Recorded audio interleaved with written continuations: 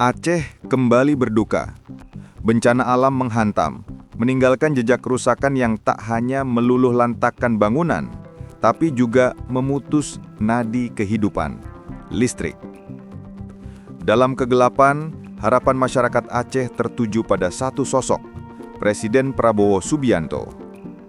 Ini adalah kunjungan kedua Presiden ke Tanah Rencong pasca bencana. Sebuah sinyal kuat bahwa pemerintah pusat tidak main-main. Presiden datang bukan sekedar untuk seremoni, tapi untuk memastikan negara hadir. Memastikan bahwa rakyatnya tidak tidur dalam gelap gulita dan ketakutan.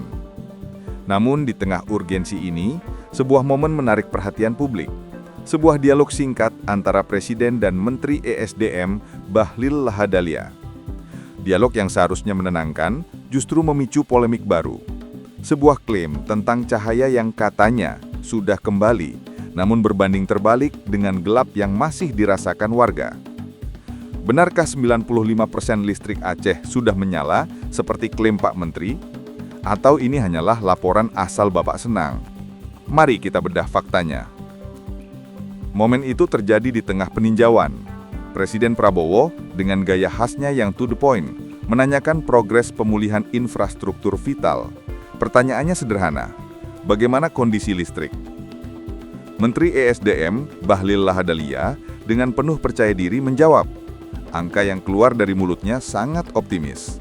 Sekitar 93 hingga 95% kelistrikan di wilayah terdampak bencana diklaim sudah pulih. Sebuah angka yang nyaris sempurna untuk situasi pasca bencana yang baru terjadi beberapa hari. Jika kita hanya mendengar laporan ini dari balik meja di Jakarta, tentu kita akan bertepuk tangan. Kinerja cepat, respon tanggap. Bahlil seolah ingin menunjukkan bahwa kementeriannya bekerja 24 jam non-stop. Narasi yang terbangun adalah krisis energi selesai, Aceh sudah terang benderang. Laporan di atas kertas seringkali memiliki jarak yang jauh dengan kenyataan di lapangan. Saat Pak Menteri menyebut angka 93%, definisi menyala seperti apa yang dimaksud? Apakah gardu induknya yang menyala? Atau lampu di ruang tamu warga yang benar-benar hidup? Mari kita tinggalkan sejenak angka statistik Menteri dan turun ke lapangan. Berdasarkan penelusuran dari Detik Sumut serta Aceh Times, realitas yang dihadapi warga Aceh jauh dari kata hampir sempurna.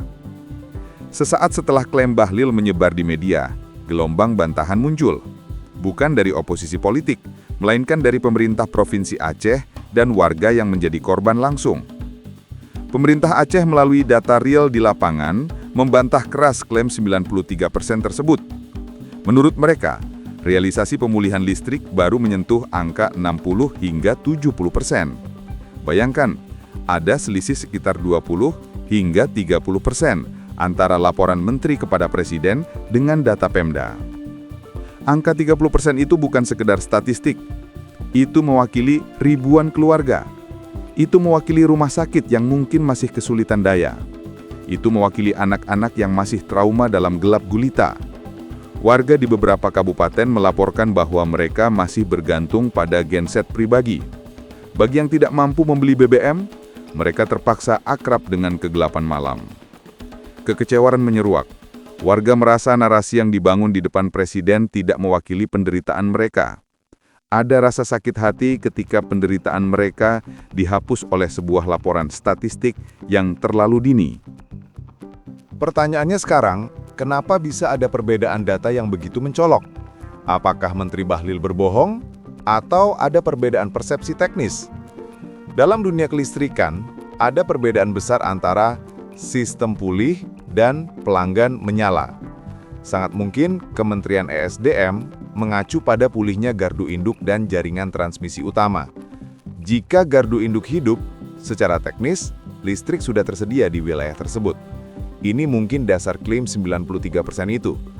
Namun, listrik di gardu induk tidak otomatis membuat lampu di rumah warga menyala jika jaringan distribusi, tiang-tiang di gang sempit, kabel yang menuju ke meteran rumah masih putus tertimpa pohon atau tersapu banjir. Inilah yang dirasakan warga dan dicatat oleh Pemprov Aceh. Gardu boleh hidup, tapi rumah mereka masih gelap. Masalahnya, Presiden Prabowo bertanya tentang kondisi listrik rakyat, bukan sekedar status teknis gardu induk. Memberikan laporan teknis makro untuk menjawab pertanyaan tentang kesejahteraan mikro rakyat adalah bentuk komunikasi yang menyesatkan. Ini menciptakan bias informasi yang berbahaya bagi pengambil keputusan sekelas presiden. Insiden ini membuka kotak Pandora tentang budaya birokrasi kita yang sulit hilang. Budaya asal Bapak senang atau ABS. Di depan pimpinan, semua harus terlihat baik. Semua harus terlihat under control. Ketika Presiden Prabowo bertanya, beliau membutuhkan data akurat untuk menentukan langkah selanjutnya. Apakah perlu bantuan TNI tambahan? Apakah perlu anggaran darurat ekstra? Jika laporannya sudah 95% aman, maka urgensi bantuan bisa jadi diturunkan. Padahal, di lapangan, warga masih berteriak butuh bantuan. Memang pemerintah menjanjikan listrik akan menyala 100% dalam waktu dekat, seperti yang dilansir Kompas Regional. Dan kita mengapresiasi kerja keras teknisi PLN di lapangan yang bertaruh nyawa. Namun, kejujuran data di level elit adalah kunci penanganan bencana yang efektif.